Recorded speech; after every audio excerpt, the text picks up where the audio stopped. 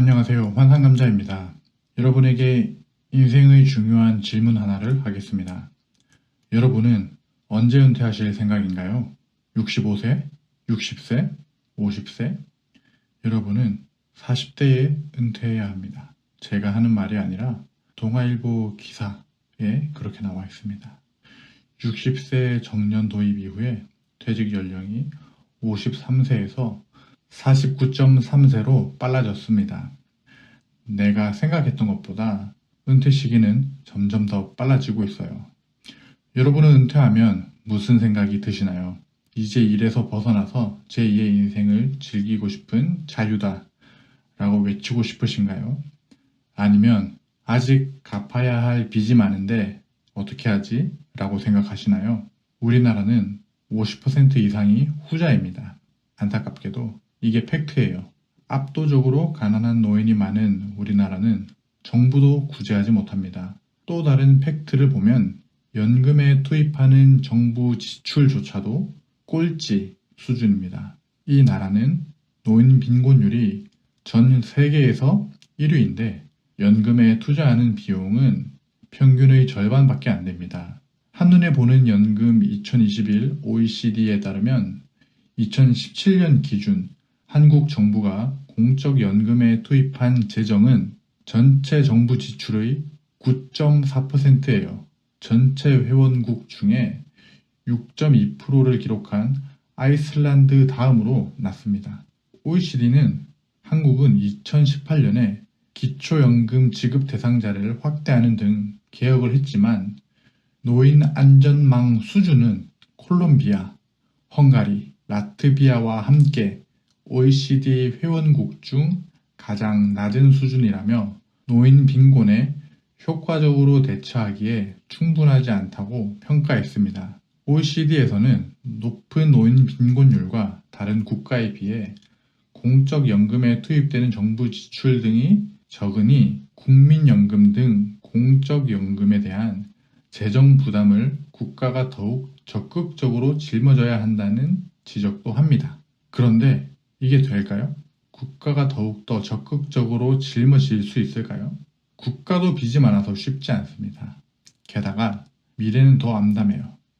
경제가 성장하지 않고 유지 정도만 하니 국가 재정에 들어가는 부담은 점차 커지고 있습니다. 그리고 국가에 의한 부양은 사회적으로 합의가 이루어지지 않을 거라 생각해요. 젊은 세대와 시니어 세대 간 니즈가 너무 다릅니다. 젊은이가 없습니다. 0.78이라는 기록적인 출산율에 이어서 서울은 출산율이 0.5명이더군요. 여기서 더 끔찍한 것은 이제 은퇴하신 분들은 더 오래 살아야 한다는 점입니다. 보건복지부가 발표한 한국인 기대 수명은 83.6년입니다. 이 수치는 5년에 한 번씩 1.5년씩 증가했습니다. 10년 전, 그러니까 2009년 전보다 3년 더 연장되었어요. 운이 좋아 내가 49세가 아니고 50세에 은퇴하면 33.6년을 내가 이때까지 번 돈으로 생활해야 합니다. 그것뿐만 아니죠.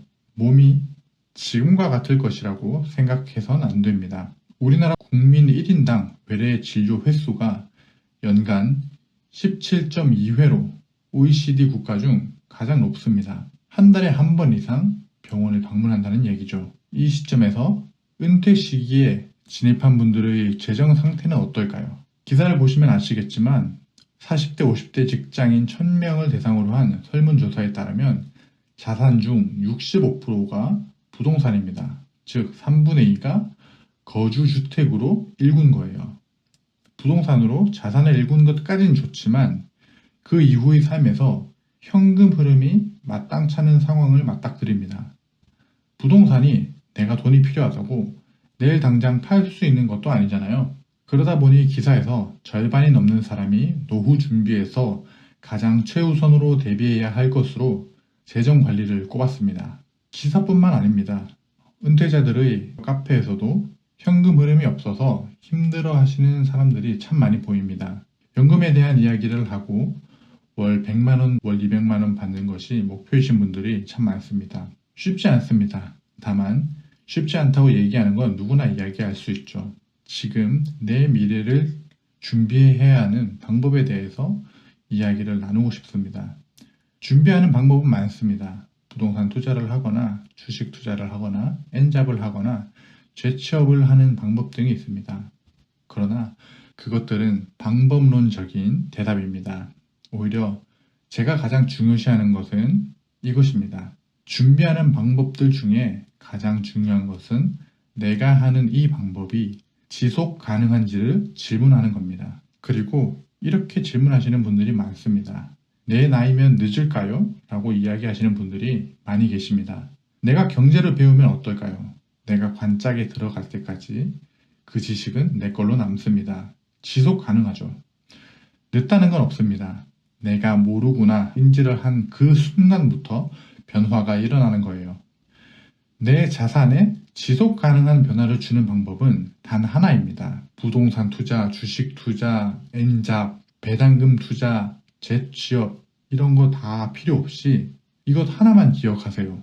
노동소득을 소극적 소득으로 바꾸는 거예요. 노동소득은 직장 월급, 사업소득 등을 이야기하는 거고요. 소극적 소득은 패시브 인컴, 즉 아무것도 하지 않아도 들어오는 수입을 이야기해요. 워렌 버핏이 했던 명언이 있습니다. 잠자는 동안에도 돈이 들어오는 방법을 찾아내지 못한다면 당신은 죽을 때까지 일을 해야만 할 것이다. 제가 말하는 게 워렌 버핏과 똑같아요. 노동소득은 내가 일해야만 버는 소득이고 그 소득으로 내가 일하지 않을 때도 돈을 버는 방법을 찾아서 돈을 흘려보내야 한다는 거죠.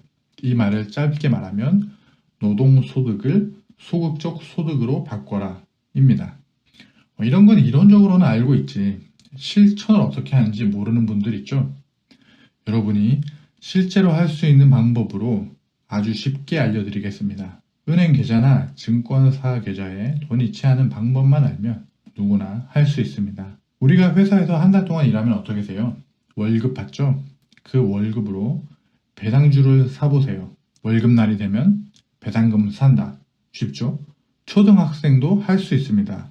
용돈 받으면 배당주 산다. 대학생도 할 수 있습니다.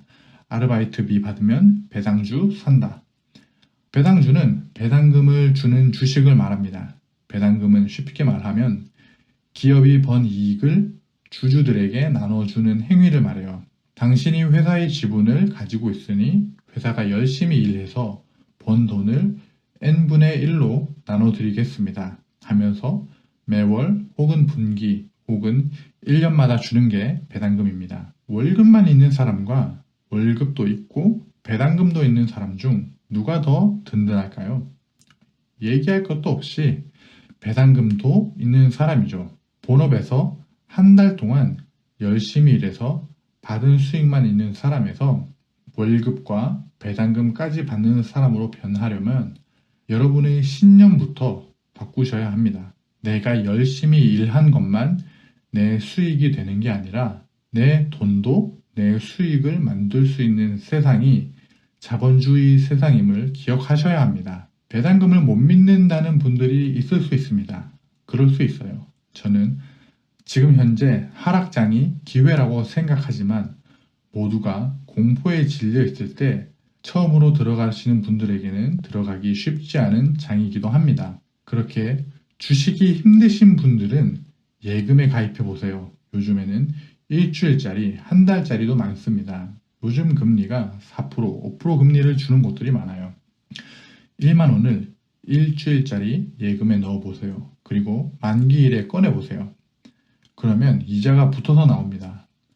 돈을 버는 건 특별하지만 자격증이 있어야 할 수 있는 게 아닙니다. 누구나 할 수 있어요.